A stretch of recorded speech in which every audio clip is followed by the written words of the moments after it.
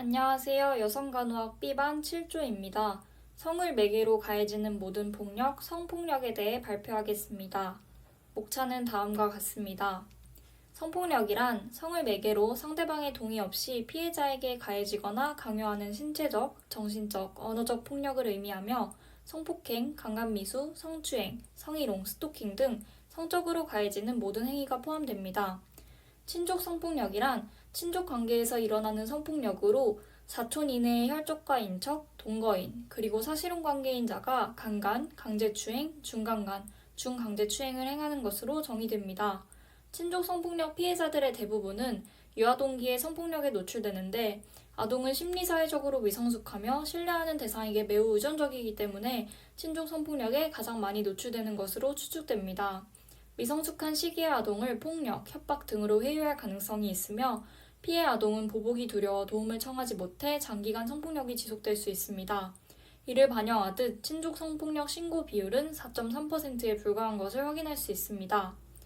강간 피해자의 경우 목소리나 외형이 비슷한 사람만 보아도 과거를 재경험하여 이로 인해 자신과 타인에게 가해적인 행동을 하기도 하며 신체화 증상 및 분노, 수치심, 공포, 소외감, 배신감 등의 정서를 경험하게 되고 이것은 충동 조절에 어려움을 발생시켜 스스로를 위험하게 할 수 있습니다.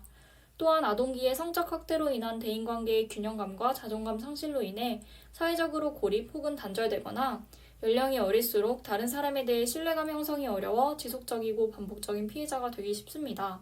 이뿐만 아니라 지속적으로 폭력에 노출될 때 학습화된 무기력을 형성하는 등 피해자뿐만 아니라 그 가족이나 주변 사람들에게도 부정적인 영향을 미칩니다. 데이트 성폭력이란 성적 친밀감이 있는 사이에서 발생하는 모든 폭력 행동을 의미합니다. 위의 요인으로는 성별, 범죄 경력, 사회적 지지도, 통제력, 폭력에 대한 허용적 태도, 성차별적 태도, 성장기 가정폭력 노출 경험, 성격 특성 등이 있으며 데이트 폭력의 피해자는 자신의 의도와는 상관없이 파트너의 요구에 응한 자신에 대해 실망감을 갖게 되고 이는 자존감 손상과 같은 정서적 불편감을 유발합니다. 데이트 성폭력은 16세에서 24세의 데이트 상대로부터의 피해가 가장 많이 발생하며 주로 여성의 성적 자율권이 낮은 경우 데이트 폭력 상황이 더욱 악화될 수 있습니다. 이를 위해 일반적으로 친밀한 관계에서 야기되는 성적 갈등 문제를 상담할 때 후기 청소년기 및 성인기의 적절한 성적 자율성과 자신의 신체에 대한 주체적인 의식을 가지도록 돕는 것이 중요합니다. 이러한 훈련 과정을 본격적인 연애에 돌입하는 시기인 고등학생, 대학생에게 제공하는 것은 데이트 관계에서 벌어지는 성폭력을 미연에 방지하는 데 효과적일 것입니다. 또한 내담자가 관계 맥락 속에서의 성행동을 이해하고 의사결정 방식에 대한 자기 이해와 통찰을 하도록 돕는 과정에 도움이 될 수 있을 것입니다.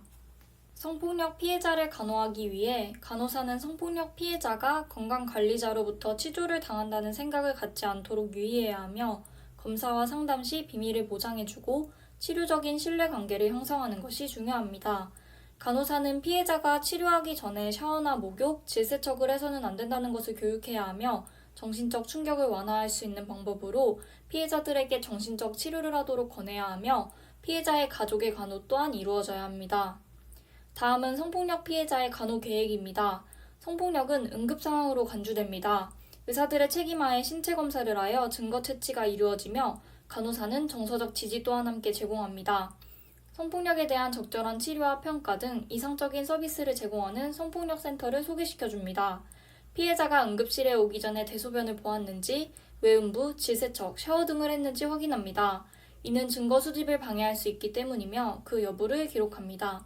날짜, 시간, 장소, 피임 도구의 유무, 위험 요인, 강요된 성행위 등을 포함하여 성폭력에 대한 세밀한 보고서를 작성해야 합니다. 다음은 간호중재입니다.